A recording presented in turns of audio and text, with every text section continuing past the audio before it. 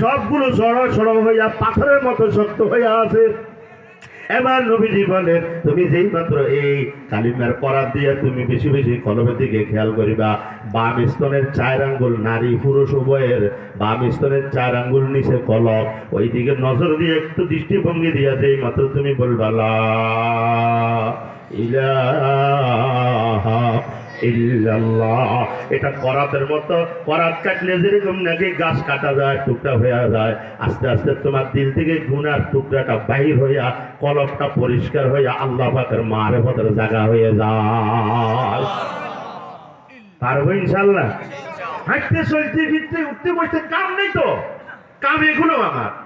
বলবে হুজুর এভাবে করলে লাভটা কি হবে? লাভ তো একটা, সেটা হলো আল্লাহ রাজি হবে। মানে কে রাজি হবে? বলে হুজুর তো আল্লাহ রাজি হইলে কি হবে?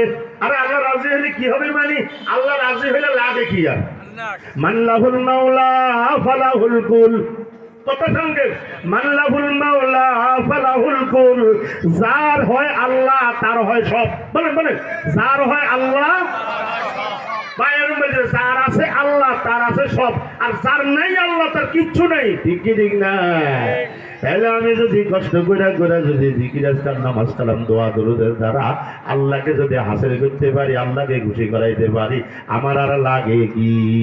আমার মরণেও আল্লাহ, আল্লাহকে আমি কবরে দেওয়ার সময় আল্লাহ কি বলবে জানেন বন্ধু? শুনে নাও, যেই ব্যক্তি আল্লাহকে দুনিয়াতে খুশি করার টার্গেট করে গুনাহ থেকে বাঁচছে এবং নেকির কাজগুলো করছে, আল্লাহ আকবার মৃত্যুর সময় হয়ে গেছে, আজরাইল আসছে, আল্লাহ পাক বলবে আজরাইল যাও, তবে খবরদার আমার বান্দারে যত সহজে পারিও রূহ কবজ করিও।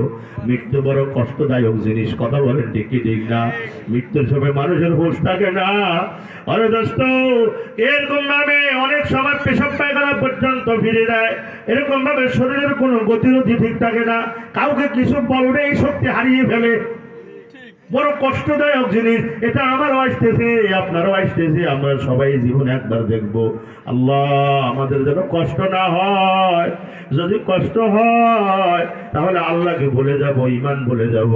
এই জন্য দোস্ত মনে রাখবেন, এই মৃত্যুর যন্ত্রণা, আল্লাহ আকবার, মৃত্যুর কষ্ট, মৃত্যুর যন্ত্রণা যখন শুরু হয়ে যায়, যদি আমি আল্লাহ পাকের খালেস বান্দা হই, আল্লাহ আমার প্রতি রহম করবে। ফেরেশতাদেরকে বলবে, কি বলবে জানেন? কোরআন আয়াত, তাতানাজ্জালু আলাইহিমুল মালাইকা, মালাইকা মানে ফেরেশতা, আল্লাহর পক্ষ থেকে তাতানাজ্জালু অবতীর্ণ হবে কে? মালাইকা, ফেরেশতা। ও মুসলমান ইমানদার, একজন দুইজন নয়, হাজার হাজার ফেরেশতা অবতীর্ণ হবে। সুবহানাল্লাহ। একজন ভারতীয় প্রধান মেহমান, অথবা ইংল্যান্ডের প্রধান মেহমান, অথবা সৌদি আরবের প্রধান একজন মেহমান বাংলাদেশে আসছে, বলে হেলিকপ্টার থেকে নামা